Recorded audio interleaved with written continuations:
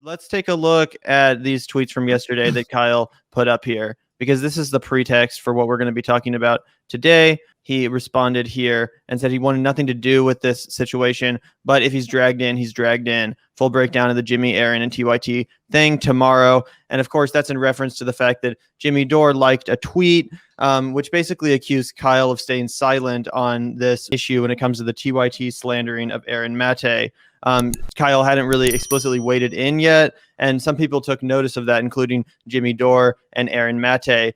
Now, of course, like he mentions here, he's dragged in. So he's decided to release a statement on it via this YouTube video here. Yeah, I think a lot of people were eagerly waiting with bated breath to see what Kyle's statement would be on this matter, where he would fall on this, what tone he would strike. And again, he did in fact release a video. It's a pretty dense text. I think it's like 35 minutes long or so. Yeah, it was long. Yeah, so I reduced it down to like 10 minutes, some of the highlights we can react to. Take a look. I don't want to do this segment. I don't want to talk about it. I've bent over backwards to stay out of this fight. Now, some of you might not like that. I don't care. I don't care. I'll never hide a single thing from any of you when it comes to policy. But when it comes to personal shit, I don't want to get involved in it, and I want to stay out of it. And that's always how I've been. That's always how I will be. I'm an introvert. I hate drama. This is some fucking drama shit. And I want nothing to do with it. So, the reasons why I want nothing to do with this, number one, it's obvious. Jimmy, Cenk, and Anna are all personal friends of mine. So it puts me in a really weird place. Now, By the way, I just want to interject real quickly and say that, you know, this is just a good example of why I personally am not trying to make any friends in this space. You know, we'll be friendly to people here at the Vanguard, and we've, you know, had lots of people on our show and had good relationships and professional interactions with other commentators. But it obviously affects your commentary and your opinions on situations such as this one when you actually are closely connected friends with other people, when you really do have that kind of a relationship. Of course, it's going to cloud your judgment. I think you could say the same thing about Kulinski's relationship with Joe Rogan. Sometimes he's a lot less eager or more hesitant to call out some of Joe's bullshit because of that personal relationship they have. And there's nothing wrong with that, but that's just reality. And I think that that's a reason why I personally have decided that, you know, as friendly as I'll be with people, as cordial and professional, I'm not really trying to make friends. I don't want that to, you know, be a factor in my commentary here on this channel. Yeah, exactly. I mean, you and I both come from the Lester Bang School of Rock and Roll Criticism. You don't become friends with the rock stars, right? Like, but it is what it is, right? Like, Gavin and I are the only friends that we need in this fucking space. Not that, not that we're trying to be prickly assholes to everybody else, but it's like, I don't come here to, you know, like we just do this show because it's like we record our conversations with like what we would be talking about. So somebody put in a super chat, I want to address it. It was like, do you only call inner leftist beef? No, we have book clubs, we have commentary on news, but Gavin and I are 23-year-old guys. We're not fucking experts. We don't have PhDs. We cover the shit that we think we're an authority on, which is BreadTube and the you know, basically providing left commentary and criticism. And of course, if there's a news story that we want to talk about that, you know, we think is something that we have unique insight on, then we will. But I'll save the, you know, deep analysis of the philosophical rot of the American core to lectures by people like Chris Hedges, which we react to on our show and talk about and try and make engaging and fun for a younger audience. People like Cornel West, who have dedicated their whole fucking lives to studying texts and knowing things, and we'll engage with people like Aaron Mate, who's been to Syria to do the on-the-ground work. Of course, we'll do all those things. But Gavin and I aren't here to pretend like we're some fucking geniuses and that all the thoughts that we just read in the New York Times are our own. Like, no, we know about BreadTube. We know about left media. We know what fucking corrupts people because we've watched it and we've consumed it at a voracious rate for our whole fucking lives. And yeah, we have opinions. But no, we haven't constructed a show to be the news. Like, I don't consider myself a fucking news anchor. Yeah. And nor have we constructed the show to become friends with anyone else in the space. Like I mentioned, that's not really the goal here. We're not trying to rub elbows or wine and dine or whatever. We're here to call it like it is and to keep it straight with you guys. And again, despite the fact that we've had friendly interactions with everyone from across the table, people like Jimmy Dore, Kyle Kulinski, Crystal Ball, Jordan Cheriton, Ben Burgess, you name it. We've had a, you know, interaction with this Ryan Grimm. We've talked to all these people, but that's never going to stop us from giving you guys our accurate opinion on the subject. We're not these people's friends. 100%. I mean, yeah, and not that we won't be friendly with them. That's not to say we want to be mean to them. I'm just saying we have a professional relationship with everybody we engage with on the Vanguard, not a personal relationship. Yeah. You can pretend like that's not a good reason, but you all know it's a good reason, and you all know if you were in my shoes, you'd feel the exact same way. But The second reason is probably the more important reason, which is it's ugly and it's personal, which is all the more reason for me to stay out of this. And by the way, I should also add, I'm speaking on behalf of Crystal as well here, because she also has desperately wanted to try to stay out of this. But clearly I can't. She's somehow managed to still not have to really dive into it, at least as much as I'm about to right now. And I know, because I know all these people personally, that the Russiagate thing bothered Jimmy just as much off air as it did on air. He felt like it sort of ruined friendships, and he couldn't believe that there were people who were falling for that bullshit. And so the more TYT would cover it, the more angry he would get. And then what would happen is Jimmy would go on air and do his show, and he would never like directly or overtly call out the Young Turks at that time, but there would be like little potshots here and there about how, other lefty shows are not, telling you the truth about this Russiagate thing. And so that went on for a long time. I think at some point, eventually, somebody at TYT caught wind of the fact that Jimmy was taking shots at them. And, that led Anna to go on Twitter and basically say something along the lines of, I think Jimmy's a grifter and I don't think he's an honest actor. I don't agree with Anna on that. She said that. It was fucked up. But as soon as I read that tweet, I said, uh-oh, here we go. This shit is about to get nuclear, because Jimmy Dore has one gear, and that gear is nuclear. That's true. And by the way, that is so true. And I do think it is good that Kyle pointed out that while Jimmy definitely started attacking TYT on the grounds of their Russiagate coverage, it was Anna that really kind of started this all and making it personal and calling him a grifter without any evidence, which now she's doing to Aaron Mate. So it's like, you can point fingers here, but let's do remember who started this. Oh yeah, we covered this in depth. That was one of our first videos that anybody actually like watched in a meaningful way, which is odd because you and I have sort of just been around for the just the straight up destruction, the absolute crumbling of TYT. Yeah. Like it like right as they lost any semblance of credibility, that was right when we started our podcast. So we've been here for the ride, and yeah, who cast the first stone? It was Anna, bro. I'm just saying. And there, I will say,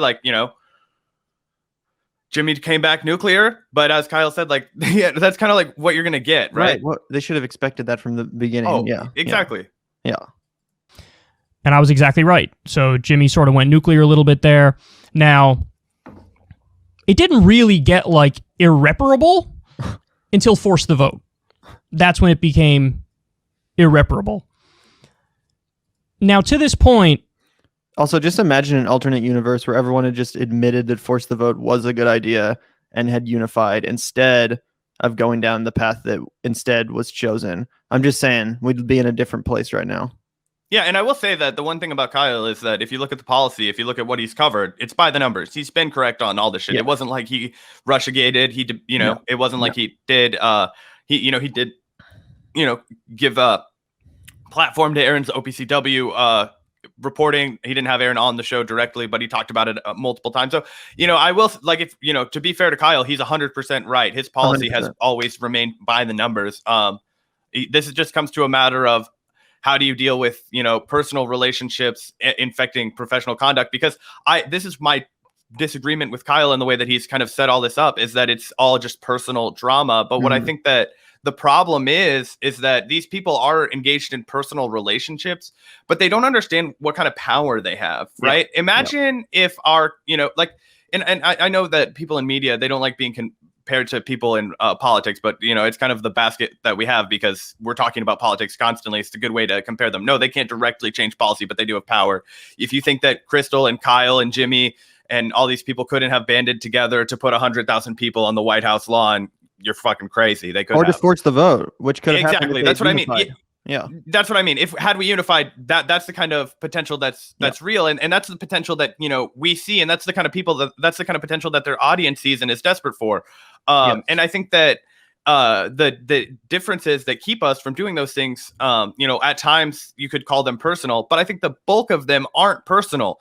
It's weirdly personal because they're all competing in the same space and they all know each other. But the ones that made it personal, in my opinion, at least, were Cenk and Anna of TYT, at least during the force the vote moment, because I don't think under any circumstances they would have called that a bad idea had it been proposed by someone like Kyle Kulinski, or 100%. had it come from the squad itself. If AOC had said, this is what we're doing, there's no one that could convince me in a million years that Cenk would have said, no, force the vote's actually not a good idea, blah, blah, blah, all this sewage that he spouted at that time. Obviously, he would have gone along with it. And obviously, if he had come up with it, or if Jimmy had still been on the TYT network when Jimmy came up with it, he would have been rah, number one, this is what we have to do, etc. I think it was so transparent that not just Cenk and Anna, but a lot of the people that took the anti-force the vote stands were doing it simply to try to take pot shots at Jimmy, to try to position themselves against him. It was more personal than substantive, which again is why it's ironic that everyone is reducing this down to drama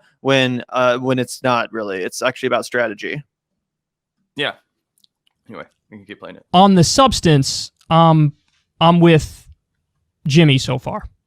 So when it comes to Syria, when it comes to Russia, when it comes to Russiagate, when it comes to force the vote, none of this is a secret. You guys have seen all my fucking segments. You know where I fall on those policy issues. It's the most obvious thing in the world. But now we get to this new round where the war has ramped up, and it really is a war now. So this recent round all started with this video from the Young Turks talking about Aaron Mate in their postgame. So let's state the obvious. That was gross. That was a smear. It's so absurd that the first time I watched it, I literally laughed out loud. I laughed out loud. Cenk was just mad that Aaron responded to one of his tweets on Israel and Palestine where Cenk said something about sky gods, and Aaron dunked on him. But everybody dunked on Cenk for that tweet. Hassan Piker, his nephew, dunked on him for that tweet. Cenk took it personally that Aaron went after him on that tweet, and so I think that's what led to this segment or this portion of the post game. But yeah, there's no excuse for this. This is ridiculous. Of course, Aaron Mate is not paid by dictators or paid by the Russians. He's a great journalist who's done a lot of great work. So what do I think of that? Of course, I think of that the exact same thing that all of you fucking knew I thought of it, which is that's the dumbest thing I've ever seen in my life. Again, for the record, he's a victim in this. He didn't do anything wrong. He's minding his business. He's a lovely dude, and then he gets this from TYT. It's super fucked up. In my defense and in Crystal's defense, the reason why we didn't say anything about this is because we thought it's fucking obvious. Of course. Of course they look ridiculous in this. And I don't think they're convincing many people, bringing many people to their side with stuff like that. Right? Wouldn't you agree? So I do have a little bit of an issue with that excuse, kind of saying oh, well, we didn't get involved because it was just so obvious that, this was a sham, that this was a smear. And again, with no disrespect to Kyle, and it's not like he has to get involved when he doesn't want to. I certainly understand his instinct to not get involved. I do not begrudge him for that. But to kind of just be oh, everyone, it was obvious to everyone what was going on here. I don't necessarily think that's true, because TYT has been for a while one of the biggest voices in independent left media, and it's been legitimized by people like Kyle Kulinski, who have spoken highly of it, who have publicly considered himself a friend of Cenk, who's gone in their program, and he's part of the TYT network. He's an affiliate, etc. So this is a network that's been legitimized by people that I trust, like Kyle, and that a lot of other people trust. So there's no reason that everyone's just sitting there cringing and laughing at everything they say. A lot of people actually do take what Cenk says seriously and what Anna says seriously. There's a lot of people that probably took a look at that and, not really knowing much about Aaron, not really knowing much about the gray zone, did just write off their journalism as this weird compromised foreign assets shit because TYT said so. That's a pretty bold proclamation to make. But again, a lot of people, they have 2 or 3 shows that they watch. They're not watching everything. If they hear something from one of the top 2 or 3 people that they listen to and then never hear anything else about it again, that's going to stick in their mind. That's going to be something that they believe going forward, or at least it's going to affect their opinions. It's going to color the way they view things.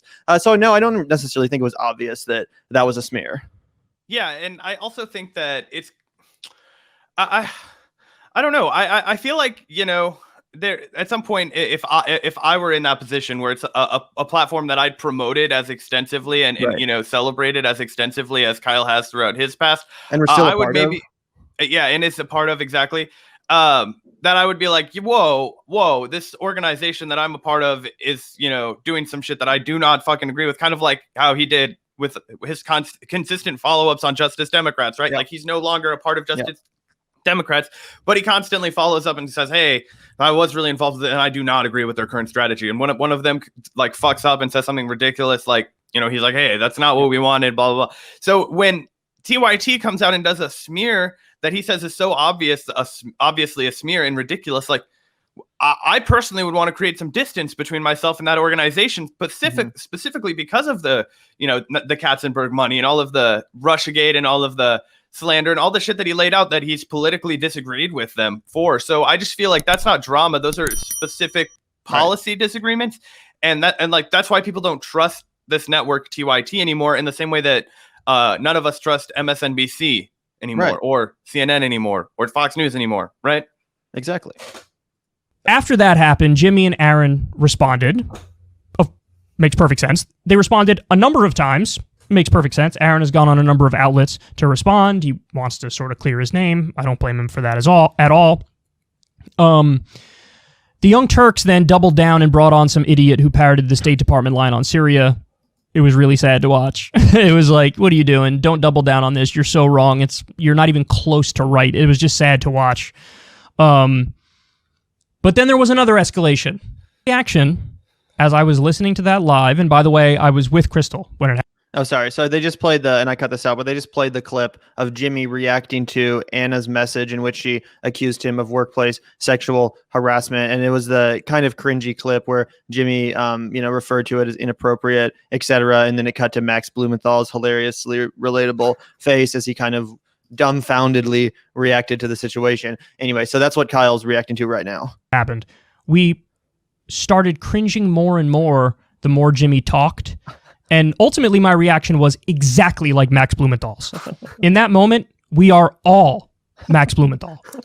And understand something, guys. My issue is actually not with the original incident that Jimmy's talking about there. Now, to be fair, Jimmy says, hey, it was a bad joke.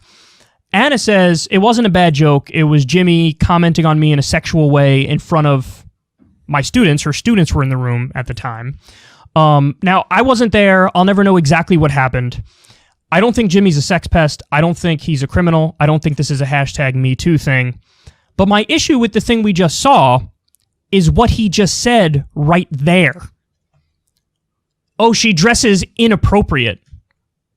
Inappropriate? Who the fuck are you to determine what isn't appropriate for her? Are you a fundamentalist Christian? I mean, that's like some hardcore Republican thing to say. I just look at that and I think, that's kind of gross. And so my initial reaction was, and I still feel it to this day, is, whoa, okay, I want nothing to do with any of this. So, and I didn't mind wading into this because, look, I have no problem being like, okay, this is what's fucked up and this is what's fucked up on this side. Like, obviously, that was a bad joke by Jimmy. Kyle's completely right. I think he says, like, you know, like if you'd said that to my like girlfriend or my sister, like I'd probably punch you in the mouth. Yeah, like, yeah, that's a perfectly rational response to, you know, somebody making a comment that you don't like. I mean, not that, okay, I'm not advocating violence, but you know what I'm saying, guys. Like, you would get frustrated, right? Okay. Yeah. So, but I think Jimmy apologized for that shit on purpose. And he also, as people in the chat are noticing, he doesn't bring up the fact that Anna literally sent, I mean, obviously he brings it up. If you watch the clip, you can read it and you can, you know, see what Jimmy has to say. But Kyle doesn't engage specifically with the fact that the reason he's talking about it again, the reason that it's resurfaced again is because Jimmy, again, like Kyle observed, has that one nuclear mode. He throws that DM up on the fucking screen on his show, reads it out loud and says, this is how I remember this going. I wrote you a fucking apology note because that was fucked up. I shouldn't have done that. And it was fucked up. Like, I do not condone what Jimmy did, obviously. I don't think Jimmy condones what he did. I don't think Aaron Maté condones what he did either. But it was also so fucking obvious that they were like, what kind of dirt do we have on Jimmy that we can use to direct attention away from our horrible fucking smear of Aaron Maté? And I don't have a problem being like, Jimmy came off really bad making that joke however long ago it happened. I'm glad that he apologized, but it still doesn't look great. But it also does not take any ounce of fucking like frustration away and disappointment or, you know, anger or whatever I have towards TYT for their bogus fucking coverage of Aaron Maté and his serious stories. Yeah, I think that's totally accurate. And you're right that I wouldn't necessarily have discussed the issue in the same way Jimmy did in that clip. I agree. It was pretty cringy. And like I said, Max Blumenthal's response was totally relatable because of that. But you are absolutely correct that Kyle's not really bringing up the fact that like this wasn't, it's not like Jimmy just brought this up out of nowhere to try to humiliate Anna Kasparian again. It's not like he just decided to dredge this up himself. It was actually the opposite. They decided to dredge this up themselves, again, to try to distract from what was clearly going on. And I also do want to say that I understand Kyle's basic instinct at this point to steer clear, because at this point it did get weird. Like, it did get to the point where it's like, okay, we're not really talking about policy anymore. Now this is a he said, she said situation that none of us can really objectively commentate on as people that weren't there. So I do get Kyle's instinct at this point to be like, all right, this is no longer productive. This is no longer substantive. And that's kind of how I felt too. You know, we did one live stream where we reacted to the situation, but we didn't like stay on it for too long. We didn't. Yeah, I felt like we had to though, because we'd wade into everything else, right? Did. So it's like, we did. You know, that's why but you're right, 100%. Like, I don't care. Like, this isn't the kind of stuff that I'm interested in talking about, but I felt like because we do so much of this and because we do so much of the like going through the like fucking really we had to do it. Yeah. But I understand 100%. This is the part where I'm like, Kyle, like, if you want to be like, all right, fuck this, like, I get that. Yeah. That makes complete sense to me. I don't have any like disagreements with that. And to be honest, I'll even go a little bit farther and say that I understand why Kyle and Crystal decided not to have Jimmy on that week that all that stuff was going on, because apparently he had been scheduled to come on their program. And then all that shit went down and they were like, yo, dude, like, we don't want to have to sit here for 2 hours and like ask you these tough questions and have this conversation. That's not what we want to talk about with you. So we're going to reschedule for later. I understand that. That obviously was not the kind of conversation they were looking for. That's obviously not really what they were trying to get involved in. So again, when it comes to that situation, I do kind of get where Kyle's coming from. 100%. 100%, because you have to blow up any plan that you have for what you were going to talk about with this person, and talk about one thing that's going to take. And we all know how that goes. Like, if you've watched a Vanguard stream, we'll have somebody on and then Force the Vote comes up and it's like, oh shit, there goes our fucking hour. We argued about this for an hour and now we can't talk about anything else. And it's like, okay, well, I guess we talked about Force the Vote again. So I you know, and in this case, it would be, you know, Jimmy, what did you like? Just not a really productive conversation. But again, there would be so much pressure and you would feel a certain obligation to not run from this, right? That you would have to make it your conversation about. I totally get that. Yeah. Yeah. So Crystal and I were planning to have Jimmy on Crystal, Kyle, and Friends one day. We were planning to have Cenk on Crystal, Kyle, and Friends one day. And then as we watched this, we decided, you know what? We don't want to have either one of them on right now, because then we should have had them both on at once. Would be responsible for getting in the middle of this absolute mess. And we would have to ask really uncomfortable questions that are really personal in nature. And I don't want to have anything personal shit. Nothing at all. I care about policy. I don't care about personal shit. I don't want to be involved in this sort of stuff.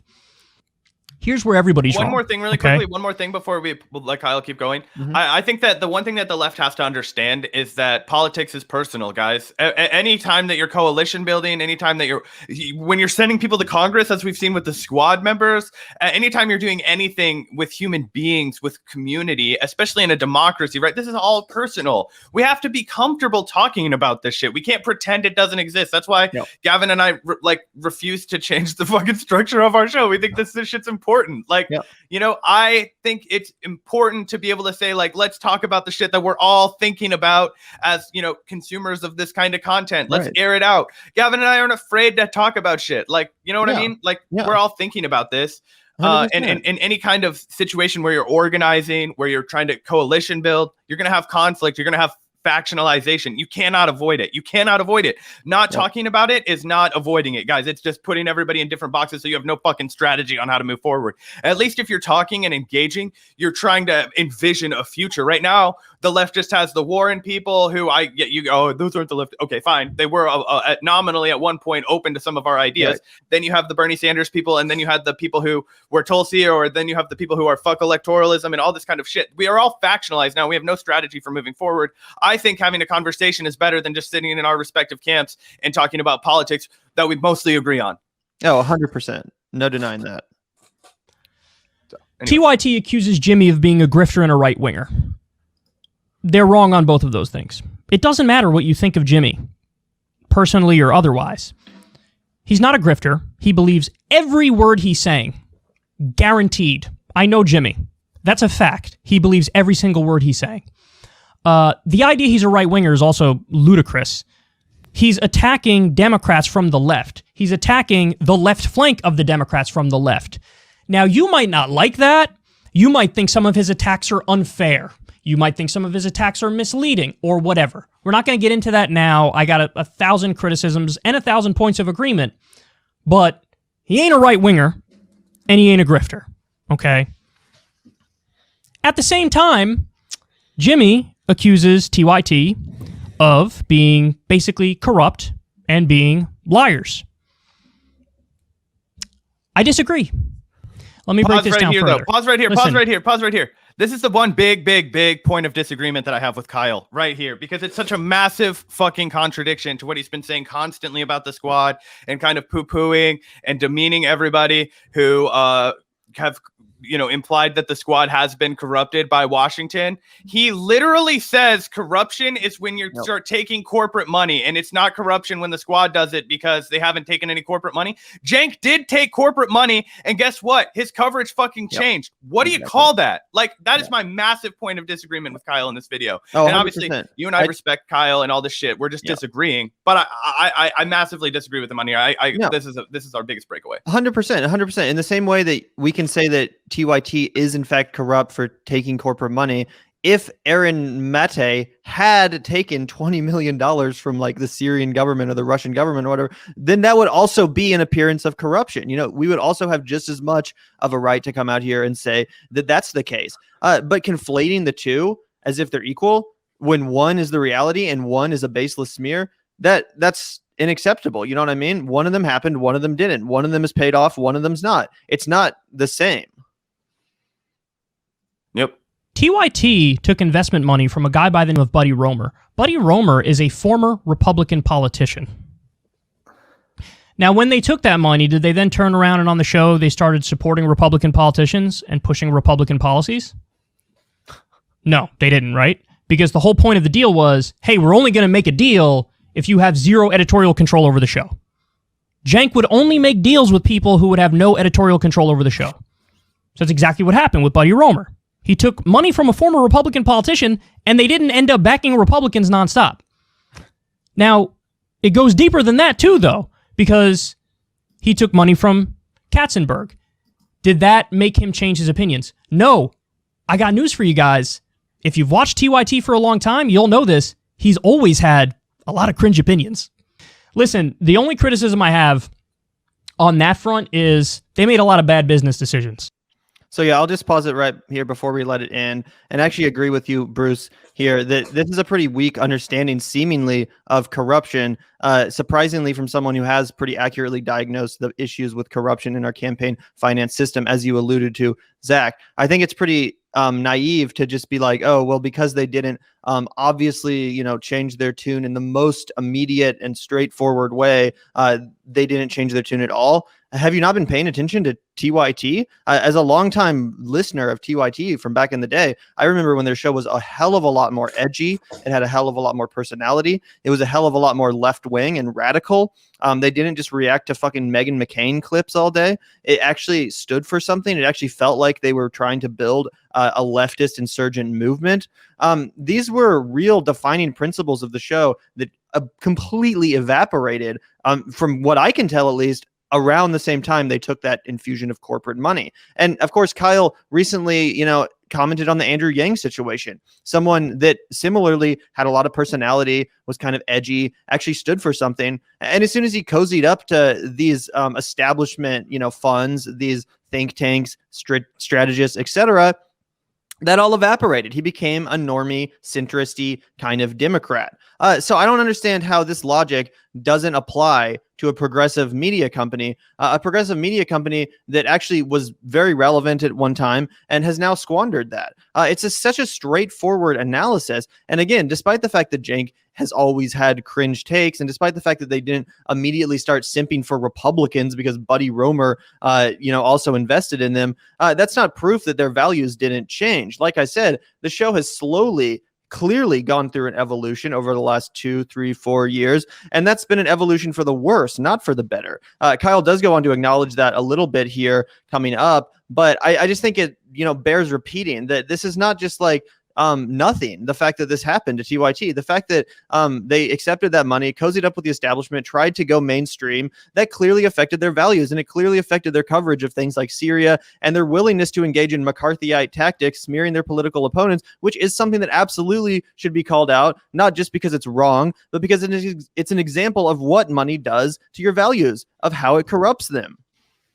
Yeah, 100%. And I just don't understand how you can still in 2021 make the argument that it's wrong for politicians to take any kind of large corporate money in their campaigns, but the watchdogs of the politicians, the media space, that's acceptable. I mean, here, you know, and like, you know, it's not like Gavin and I are fucking sitting on high horses, right? Like we're fucking living our fucking practices here. We have a very small channel. We fucking, you know, like these people can get by without like fucking corporate money if you're just doing punditry, right? Like it's not that expensive to do if you're, you know, a working class person. And, you know, I don't understand the need to put $20 million from a fucking, you know, even if you're a media or network, some corporate executive to make it better. Even if you're a media network, it's not like TYT improved in any meaningful way after that infusion, after that cozying up to corporate money. If they had actually taken that money and seriously expanded in a real way, you know, actually did what they said they were going to as far as hiring investigative reporting and commissioning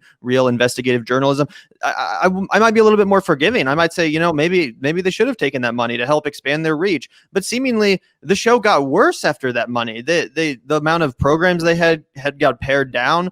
People got fired, hosts got let go. Like, what did they get paid for? Seemingly to tone the fuck down. Yeah, at least that's the optics, right? So also I know they made a lot of bad business decisions. I don't think I think it's gross, but I know that Kyle plays a clip where he like has Jimmy Dore like defending Cenk over Russiagate and saying that he doesn't think it's because of the Katzenberg money. Yeah, I totally disagree with that too. If we're gonna get any comments like you guys don't want to disagree with Jimmy, yeah. If Jimmy said that the fucking Katzenberg money wasn't affecting TYT, he was fucking wrong then, and obviously he's changed his opinion now. But yeah, I just want to acknowledge that. No, that is fair because Jimmy at one point did say that himself too. I think while he was still working at TYT. So yeah, take that for what you will. Listen, the only criticism I have on that front is they made a lot of bad business decisions. I think it's gross if you take investment money and then you also turn around and do grassroots fundraising. Don't do that. Because then the people who are giving you the grassroots money, they feel like they're the ones who are funding the whole shit, and then you're also raising investment money. I just think that's gross. I think that's a bad business decision. I think the optics of taking investment money, whether it's from Romer or Katzenberg, I think the optics are terrible. You know? On that alone, I would have said don't do it. Never mind the fact that they did it and they did grassroots fundraising. But what I'll tell you is this. Jimmy believes every word he says, and TYT believes every word they say. And again, as one more thing, as I'll say as to this, which this clip is basically over, you can say that Jimmy believes what he says, Cenk believes what he says, and Aaron Mate believes what he says. Only one of those three people has been clearly compromised by corporate money. Only one of those three people took $20 million. And only one of those people then turned around to accuse their political opponent of being a foreign asset without any evidence. So I don't really agree with equating all these people and kind of doing this both sides thing. Ultimately, what it seems like to me is that Kyle agrees almost 95% on this situation, that TYT took this money when they shouldn't have, that they smeared Aaron when they shouldn't have, that they've Russiagated when they shouldn't have, that they made terrible business decisions when they shouldn't have. Seemingly, the only thing holding him back from making a full-throated condemnation is his friendship with Cenk Uygur, which again is why I am not interested in making friends in this space. I do not want my commentary to be affected in that way by a personal relationship. And I think this is clear proof of what that does to people's commentary. Again, regardless of how much I agree with Kyle Kulinski, and regardless of how much he may not want to get involved in this, on multiple counts, I think it's a pretty obvious conclusion to come to. Yeah, and I just put a link to one thing I want to fucking bring up to end on, because I think this should be the final straw for anybody in the progressive space with TYT, because nobody mentions this, but this also happened after they started taking an influx of corporate cash, and it gets absolutely zero acknowledgement from a lot of people who try and continue to simp for TYT. They'll also go on and bust on other organizations and be like, oh, unionization's important. Obviously, unionization's important, but Kim Kelly at the very start of the pandemic, wrote this amazing piece in the New Republic where they basically break down the fact that Cenk's a fake fucking progressive, right? His staff tried to unionize and he did everything he could to bust it. And guess what? There's no fucking TYT union, right? This, if Gavin and I were ever fortunate enough to have a staff, I don't think we'd ever want one because we're so horrified of being fucking bad bosses that we'll just do everything on our own forever. But I can't imagine not just like I would feel obligated to give like a third person like a third of the vanguard if we were like working on something like which is like, you know what I mean? Like I couldn't even consider like, oh, I'm having a person that's beneath me like that. Like that's hard for me as like somebody who's trying to live their values in every single aspect of their life. You know what I mean? Like Gavin and I don't want to be anybody's fucking boss. We sure as shit wouldn't want to like exploit workers and labor while we're sitting on our ass fucking commentating on how we need to all unionize and band our fucking arms together and be collective. Like that just breaks my fucking mind. And the fact that that doesn't get brought up more with the fact that Cenk is obviously compromised and phony and not about this shit in any real way. That's just a good thing to remember. Right. And again, I will say that, as someone who's long respected Kyle, I think he is absolutely right on probably like 95% of the issues. And when it came to most of these points of disagreement, when it came to the actual policy substance, we're with him 100%. I just think that what he's characterizing as, pointless drama in many cases is not. It's a real story. It's a real media story. No different than how MSNBC smears their political opponents as Russian assets or uses that to beat over their head anyone that's actually calling out what's going on, anyone to the left of them. It's the same thing with what's going on with Cenk and TYT, and no one wants to, revel in that. It's not like I like that that's happening. I would love it if TYT was still the same TYT that I used to watch, that I used to look forward to tuning in to like every night at 5 p.m. Like I used to do that shit. I used to genuinely love the show. And it does break my heart that this has happened.